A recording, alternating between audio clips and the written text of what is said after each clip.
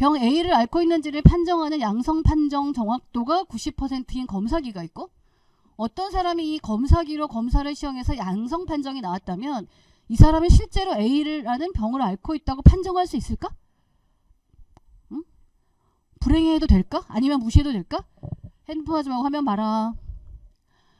전 세계 인구 중 1% 정도의 사람들이 병 A를 앓고 있다고 알려져 있다고 하자. 음성 판정 정확도도 양성 판정 말도 어려워.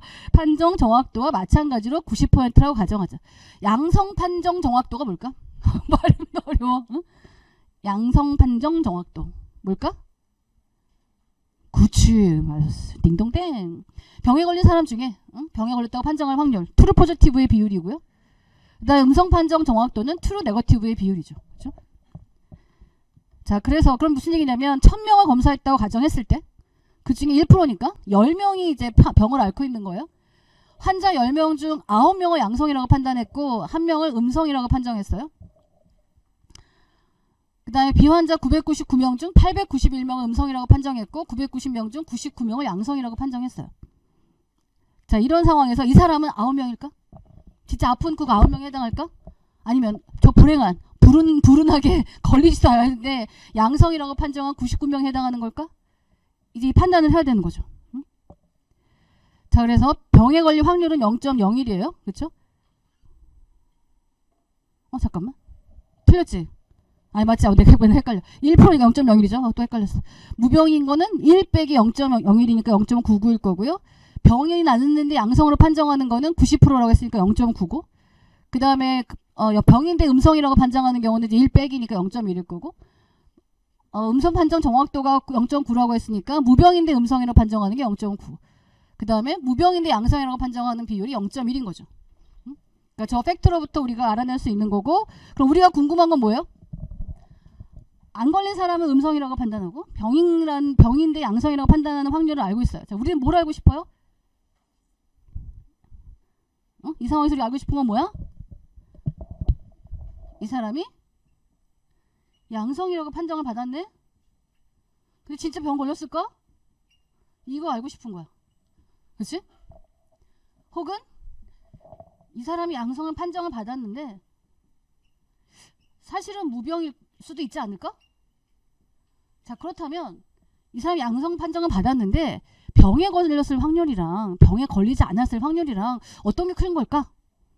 이게 지금 궁금한 거죠. 그러니까 이그젝트한 확률을 알고 싶은 것보단 내가 병에 걸리지 않은 게 더 가능성이 높지 않을까? 이라고 하는 이제 이런 희망을 갖고 싶은 거예요. 자, 그래서 뭐 여기에 있는 공식대로 계산하면 양성인데 병에 걸렸을 확률, 그치? 내가 지금 양성이라는 판정이 나왔어. 그런데 진짜 나 병에 걸렸어. 병에 걸린 거야. 어떻게 계산하냐면 이 두 개를 계산해야 되는데, 그 베이지 정리에 의해서, 그렇죠? 베이지 정리에 의해서 원래 조건부 확률에 의하면 양성일 확률 분의 병이어서 양성인 것 곱하기 양성인 거 확률 곱해야 되지만 비례한다라고 했기 때문에 그냥 이렇게, 그렇죠? 잠깐만. 틀렸죠? 왜 헷갈리니 이렇게. pH2지, 그치? 오케이. 헷갈렸다. 양성이 위치를 따라서 병이죠, 그쵸? 오케이. 자, 이렇게 계산이 돼서 0.09고요. 또 비율로 계산해서 이렇게 나옵니다. 자, 그러니까 이 사람은 양성으로 판정을 받았지만 무병일 확률이 10배가 높아요. 아니야. 이거 가지고 우리가 알 수가 없어. 다른 검사 더 받아서 확인을 해봐야지. 이렇게 좀 안심을 할 수 있는 상황입니다. 자, 그러면 그래서 결과적으로는 다행이다. 병에 걸리지 않았을 확률이 높네? 좀 마음 편하게 살아도 되겠네? 근데 이 검사의 결과를 더 신뢰하게 하려면 어떻게 돼야 될까요? 이 검사기를 더 신뢰할 수 있게 하려면 뭐가 개선돼야 될까? 양성 판정 나왔지만 무시할 수 10배 확률도 높아요. 그렇죠? 그러니까 나는 안심할 수 있어요? 그래서 이 검사의 결과를 신뢰하게 하려면, 신뢰할 수 있게 하려면 결국 양성 판정이 나왔는데 진짜로 병에 걸렸을 확률이 더 크려면 무병인 것보다 뭐가 개선돼야 될까?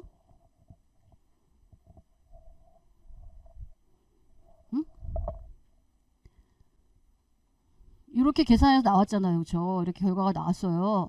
자, 그런데 이 약을 개발하는 사람 입장에서는, 진단기를 개발하는 사람 입장에서는 이거 한 방으로 딱 진단이 돼서 좋잖아. 그치? 그러니까 양성 판정이 나왔을 때 나 병에 걸렸구나 라고 조치를 취하면 좋잖아요. 또 다른 검사하지 않고. 그래서 이 검사 결과를 신뢰하게 하려면 뭘 계산해야 돼? 어떤 팩터를 우리가 조정할 수 있어요? 질문이 어렵나? 확률을 이렇게 계산하는 거잖아. 그치? 근데 병에 걸릴 확률을 우리가 조정할 수가? 뭐 할 수도 있을 수 있나? 뭐 감염병이면은 이제 막 청결하게 막 해가지고 뭐 그런 박테리아들이 다 죽어 나가게 하는 방법도 있겠지만, 이거를 바꿀 수 없다는 가정하에서는 이제 얘의 정확도, 그쵸? 진단기의 정확도를 높여야 되겠죠. 그래서 이 더 정확하게 정밀하게 음성을 찾는 비율도, 그러니까 병에 걸렸 무병인데 양성이라고 나오는 확률도 굉장히 낮춰야 될 거고, 그렇죠? 병에 걸렸을 때 양성을 찾는 확률도 굉장히 높이든가, 이런 식의 조치를 취해야 되겠죠. 근데 아무튼 여기서 하고 싶은 얘기는 뭐냐면, 이그젝트한 확률을 계산하는 것이 아니라 저렇게 주어진 값을 계산해서 우리가 비교함으로써 어떤 게 더 가능성이 있다라고 하는 걸 판단하고 싶은 거다라고 하는 겁니다. 자, 또 다른 예로, 서로 다른 두 납품업자, 공급자 1, 공급자 2로 원자재를 공급받는 회사가 있습니다. 공급자 1으로부터 65%, 공급자 2로부터 35%를 구매합니다. 그동안 납품 결과를 보면 공급자 1이 98%가 양호했어요. 굉장히 훌륭한 기업이고요. 공급자 2는 95%가 양호했어요. 그 5%가 불량했다는 얘기죠. 제품 생산 과정에서 어떤 원자재가 불량임이 확인됐어요. 이 원자재의 공급자는 공급자 1일까? 공급자 2일까? 자, 이것도 조건부 확률이 되는 거죠. 자, 그래서 X를 품질이라고 하고 Y를 공급자 나타내는 변수라고 가정을 합시다. 그럼 X는 굿이거나 배드겠죠. 그 다음에 공급자는 1이거나 2일 겁니다. 자, 우리 이렇게 값을 부여할 수 있겠죠. 이 양호는 불량을 의미하고 1은 공급자 1, 2는 공급자 2를 의미한다는 가정하에서 우리가 알고 있습니다. 공급자 1에 Y가 1일 확률이 0.65, 65%라고 했으니까 Y가 2일 확률이 35%, 0.35고요. 그 다음에 Y가 1, 여기서 공급자 2이 납품한 것 중에 98%가 양호했대. 즉 공급자 1이 납품한 것에 대해서 품질이 굿이었던 경우가 0.98이고요. 거꾸로 그러면 이제 1번이 공급자 1이 납품한 것 중에 배드인 케이스가 1 빼기 0.98에서 0.0이겠죠. 그 다음에 2번 납품자 공급자 2가 납품해서 굿인 확률은 95%였고 배드인 거는 1 빼기 0.95에서 0.05겠죠. 이 상황에서 우리가 알고 싶은 건 품질이 배드야. 근데 그 납품업자가 1인 거니? 품질이 배드야. 납품업자가 2인 거니? 라고 하는 확률을 정확하게 아는 것보다는 1일 확률이 높을까? 2일 확률이 높을까? 라고 해서 1이 더 높다고 하면 이건 공급자 1이 보낸 것이 틀림없군. 2가 높다고 하면 공급자 2가 보낸 것이 틀림없군. 그러니까 요 둘 사이의 크기 차이만 알고 싶은 거예요. 그러니까 이 주어진 식을 가지고 이게 여러분 교수님 그거 하나 뭐 분모에 넣고 말고 이게 뭐가 빅딜이에요 라고 얘기할 수 있는데요. 근데 여기에 지금 여기 주어져 있는 걸 보면 y가 1이고 y가 2고 y가 1일 때 x가 b인 것만 주어져 있어요. 근데 이거 만약에 공식을 바꾸면 어떻게 되니? x는 b분의, 그쵸? x는 b, 그다음 y는 1, py는 1 이렇게 계산해야 되잖아요. 이 분모가요. 여기 보세요. 요거 다 주어져 있어요. 우리한테 지금 다 주어져 있죠? 얘는 안 주어져 있어요. 그쵸? 이거는 없어요. 저기 보세요. 불량률이란 전체 이 제품의 원자재 불량률이라는 거 없어요. 공급자 1이 납품한 것 중에 불량률, 공급자 2가 납품한 것 중에 불량률이 있는 거지 전체 불량률이 없어요. 교수님 이거 계산하면 되잖아요. 계산하면 돼요. 물론 계산하면 되는데 이제 이런 거를 계산하기 위한 추가적인 오버헤드 없이 그냥 주어진 것만 가지고 계산할 수 있으니까 훨씬 수월한 거죠. 그래서 우리가 알고 싶은 건 품질이 배드라는 건 알고 있는 상황에서 y가 1일 거냐 2일 거냐의 크기 관계를 알고 싶은 거고, 근데 아까 베이스 정리에서 얘기했던 것처럼 이런 비례한다라는 가정하에서 이그젝트한 확률을 계산하는 게 아니라 비례하는 요 값만 계산해 가지고 누가 더 크냐라고 해서 1이 보낸 건가 2가 보낸 건가를 판단하는데 사실은 값이 별로 차이가 안 나요. 그죠? 뭐 1.3%, 1.7%, 1.8% 뭐 이런 상황이라서 뭐 어느 건지 결정하기는 어려울 수 있는데 anyway 확률 값으로 숫자로 봤을 때 Y가 2일 확률이 더 크기 때문에 공급자 2한테 전화해서 이보세요. 품질 관리 잘 하세요. 뭐 이렇게 이제 잔소리를 할 수 있겠죠. 그죠? 끄덕끄덕? 어렵지 않아요? 저 뒤에 끄덕끄덕? 오케이. 자, 그래서 나이브 베이스 클래시파이어라고 하는 것은 이런 나이브 정리래. 베이스 정리를 사용해서 하는 슈퍼바이즈드 러닝 알고리즘이에요. 자, 슈퍼바이즈드 러닝 어떻게 하는 거라고? 어떻게 하는 거라 그랬지? 슈퍼바이즈드 러닝. 슈퍼바이즈 감독하는 거야. 감독해서 학습을 시키는 거야. 어떻게 한다고? 자, 분류기야. 분류기를 만드는데 슈퍼바이즈 러닝을 한대. 어떻게 하겠다는 거야? 사전에 데이터들에 대해서 이미 분류가 완료된 것들을 마구 제공을 해가지고 그걸 통해서 이렇게 분류하면 되는구나 라고 하는 걸 학습시키는, 그러니까 미리 선학습을 시키고 분류가 이미 완료된 것들에 대한 학습을 시키고 그거로부터 새로운 데이터가 들어왔을 때 분류하는 능력을 갖게 하는 그런 학습법이라고 하는 거죠. 근데 하여튼 중요한 건 뭐냐면 여기서 이 독립성, 어떤 다른 피처, 어떤 사건이 어떤 원인이 여러 가지가 있는데 그 원인들이 서로 독립적이다, 서로 영향을 주지 않는다 라고 하는 겁니다. 그래서 스팸 필터 할 때, 그 다음에 댓글이 있을 때 감성 분석할 때, 그리고 제가 처음에 여기 기억하나요? 처음에 왜 이 나이브 클래시파이어 시작할 때 어떤 이 문제에 대해서 했었잖아요. 그렇죠?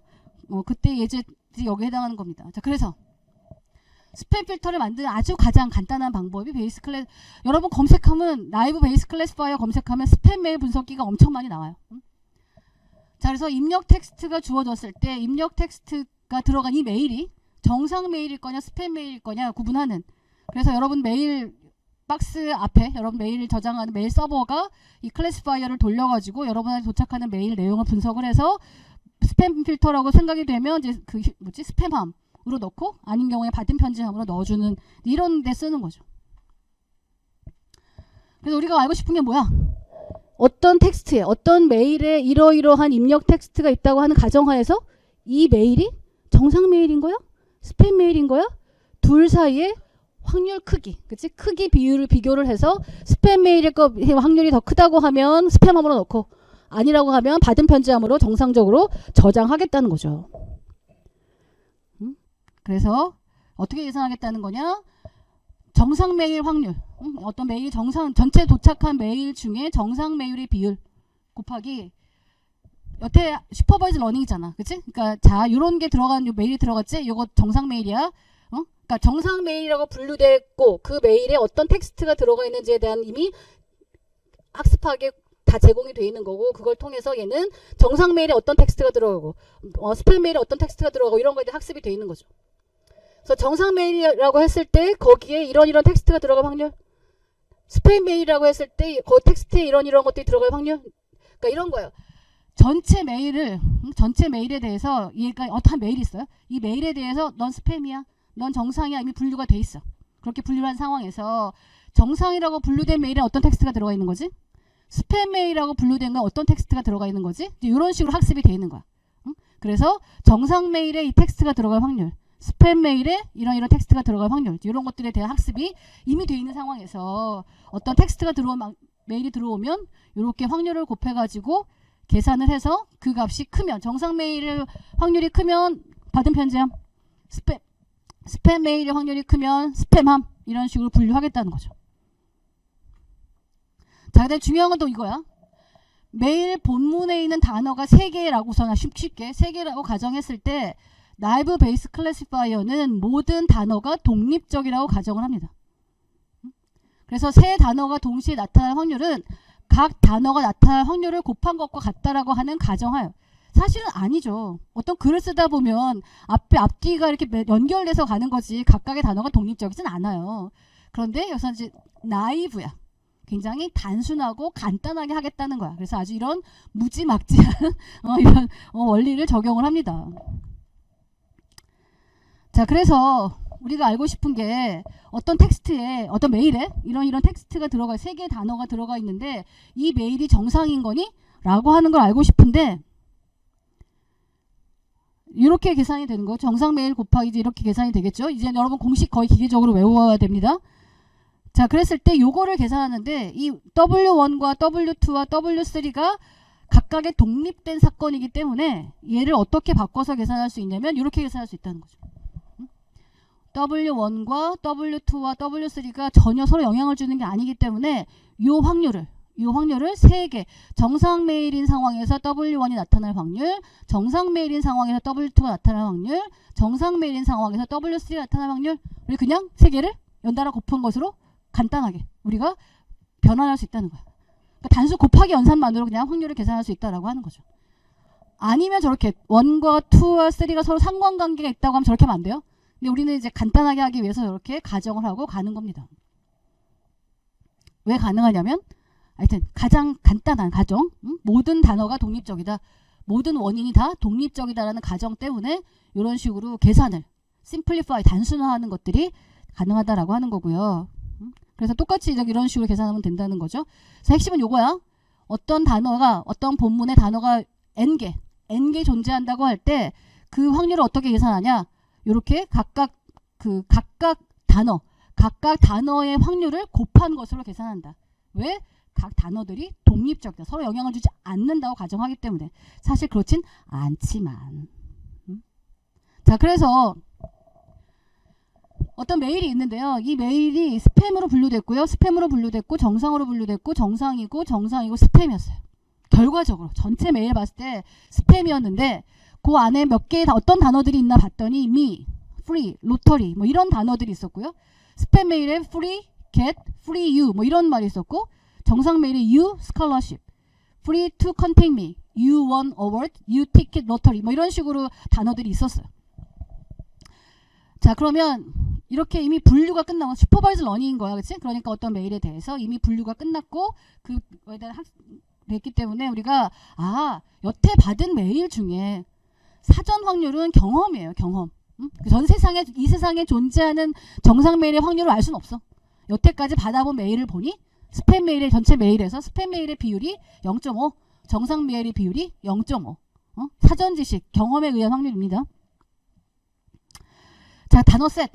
단어들을 쫙 뽑습니다. 중복되는 거 배제하고 봤더니 me, free, lottery, get, you, scholarship, to, contact, won, award, ticket 이런 식으로 단어들이 이제 분류가 됐어요. 자, 이거에 대해서 다 계산을 해야죠. 스팸 메일일 때 스팸 메일에서 me가 나타날 확률, 스팸 메일에서 free가 나타날 확률, 스팸일 때 get이 나타날 확률 이런 것들을 쭉 계산을 합니다. 계산 가능하잖아요. 그렇죠? 그래서 예를 들어서 스팸 메일 중에 free가 스팸 메일에서 하나, 둘, 세 개가 스팸인데요. 한 번, 어디 갔니? 두 번, 그쵸? 스팸 메일 3개 중에서 free가 2번 나타났어요. 3분의 2입니다. 그다음에 정상 메일 3개 있죠? 정상 메일 3개 중에는 free라는 단어가 한 번 나타났어요. 그래서 3분의 1이 됐습니다. 이런 식으로 각각의 단어들에 대해서 정상 메일일 때 나타날 확률, 스팸 메일일 때 나타날 확률 이런 것들을 이제 계산하기 시켜야지 컴퓨터에게. 자, 그런데 여러분이 새 메일을 받았는데 you, free 라는 단어가 포함된 메일을 받았다고 할 때 이메일 스팸일까? 스팸함으로 가야 될까? 정상 메일일까? 계산을 해야 되죠. 자, 어떻게 계산해야 될까요? 결국 you와 free가 들어간 이 상황에서 얘가 정상이니? you와 free가 들어간 상황에서 얘가 스팸이니? 라고 계산을 해야 되는데 어떻게 한다고? 이렇게 you와 free라는 단어가 서로 상관이 없다. you라는 단어는 독립적으로 free라는 단어가 독립적으로 나타난다는 가정하에서 정상 메일에서 you가 나타난 비율, 정상 메일에서 free가 나타난 비율을 서로 곱하고 정상 메일의 비율을 곱하는 걸로 하면 된다라고 하는 거죠. 그래서 이렇게 계산이 되고 스팸 메일의 경우에는 스팸 메일에서 you가 나타난 비율, 스팸 메일에서 free가 나타난 비율을 곱하고 전체의 스팸 메일의 비율을 곱하면 이렇게 계산이 되고 누가 커요? 산수를 안 해봐도 같은 거 싹싹 지우고 나니까 3분의 2와 3분의 1이 남죠? 그러니까 스팸 메일의 비율이 더 커요. 그래서 얘는 스팸 메일로 분류한다라는 겁니다. 스팸 메일, 정상 메일 우리가 요거 하잖아요. 그치? 요렇게 어떤 메일에 you와 free라는 단어가 들어갔어. 자, 그랬을 때 얘가 정상 메일이야? you와 free가 단어가 들어간 그런 메일이 왔는데 그게 스팸 메일이야? 라고 하는 걸 판단할 때 정상 메일에서의 you라는 단어가 나타날 확률, 정상 메일에서의 free가 나타날 확률, 스팸 메일에서의 you가 나타날 확률, 스팸 메일에서 free가 나타날 확률을 곱해가지고 계산한다고 했는데, 자, 그러면 정상 메일에서 you가 나타날 확률이라는 걸 어떻게 계산할 거냐? 라고 하는 부분에서 두 가지 케이스가 있는데, 여러분 문제 사례들을 보면 어떤 문제는 뭐라고 주어져 있냐면 스팸 메일 중 you라는 단어가 나타난 비율이 몇 프로다 이렇게 주어지는 경우가 있어요. 그럼 그냥 그 값을 그대로 쓰면 되고요. 우리의 예제 같이 이렇게 단어가 다 있어. 단어 각각의 메일에 등장하는 단어가 다 주어져 있다라고 하면 전체 단어 대비 정상 메일 그러니까 이렇게 다 주어졌다라고 하면 어떻게 해야 되냐면 각 단어 전체 이 전체 메일에 등장한 단어들에 대해서 정상 메일에 몇 번 등장했니? 스팸 메일에 몇 번 등장했니? 근데 정상 메일에 전체 등장한 단어는 몇 개니? 스팸 메일에 전체 등장한 단어는 몇 개니? 이거를 놓고 정상 메일에서 어워드라는 단어의 확률이라는 것은 전체 단어 빈도 분의 요 어워드라는 단어가 들어간 횟수 요런 식으로 계산해야 된다는 거죠.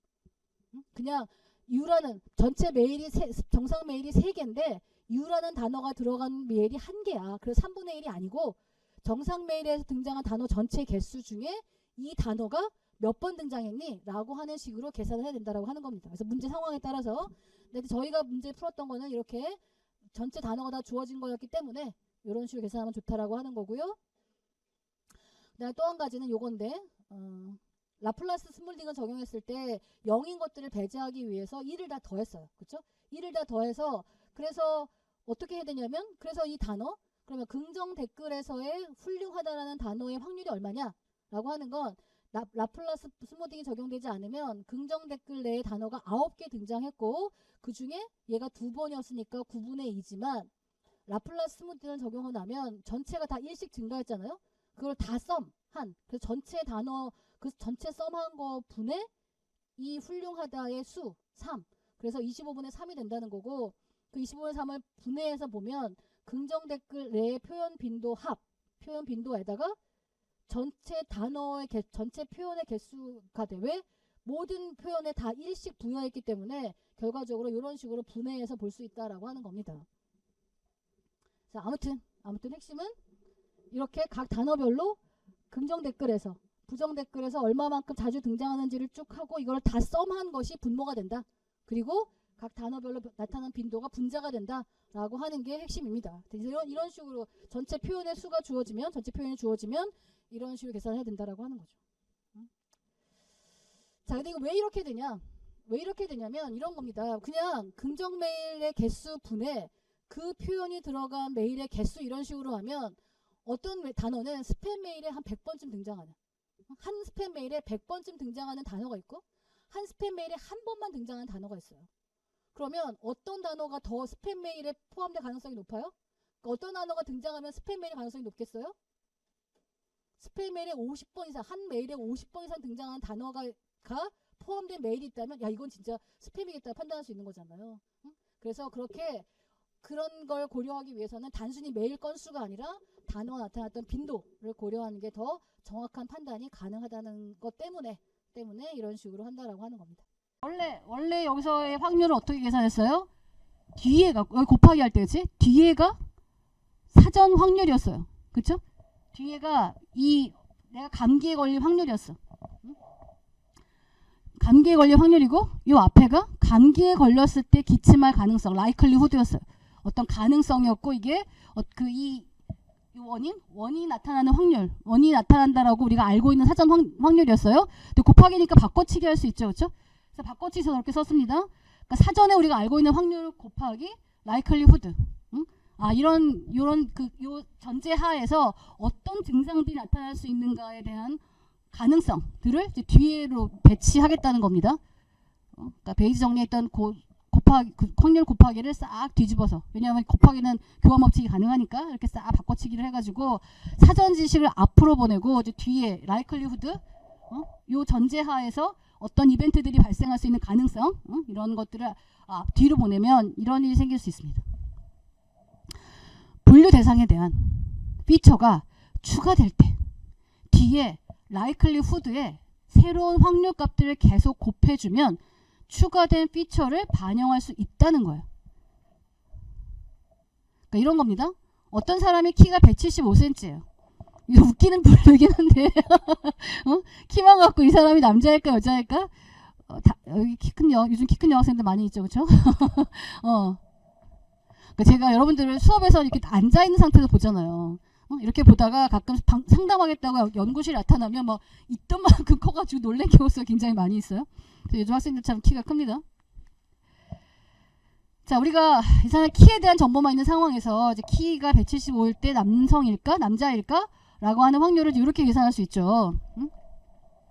남자인 확률 곱하기 남자이면서 175일 확률, 그 다음에 키가 175인데 여성일 확률이라고 하는 건 여성일 확률 곱하기 여성이면서 175일 확률, 이렇게 곱하기로 하면 됩니다.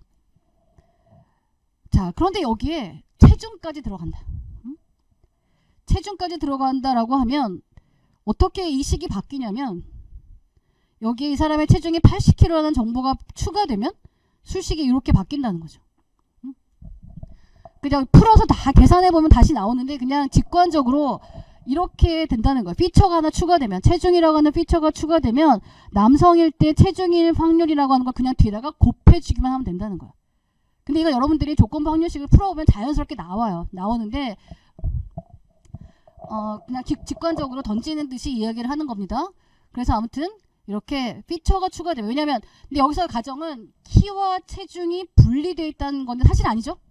키가 큰 사람이 체중이 더 많고요. 그렇죠? 키가 작은 사람, 물론 아닌 경우도 있긴 합니다만 이게 서로 완전히 독립적이진 않아요. 근데 독립적이진 않은데 그냥 독립적이라는 가정하에서 이렇게 새로운 관찰, 새로운 피처가 추가가 되면 그 피처의 확률을 뒤에다 계속 곱한다는 거야. 그러니까 여기에 이 사람이 글쎄, 내가 어제 학생들 상담을 했는데 서비스를 개발하는데 요새 삥꾸삥꾸라면서요. 요새 뭐 요새 올해 컬러가 분홍색이라며. 하여튼 그래서 서비스 톤이 분홍색인 거예요. 저는 물론 분홍색을 지금은 별로 안 좋아하지만 옛날에 좋아했었지.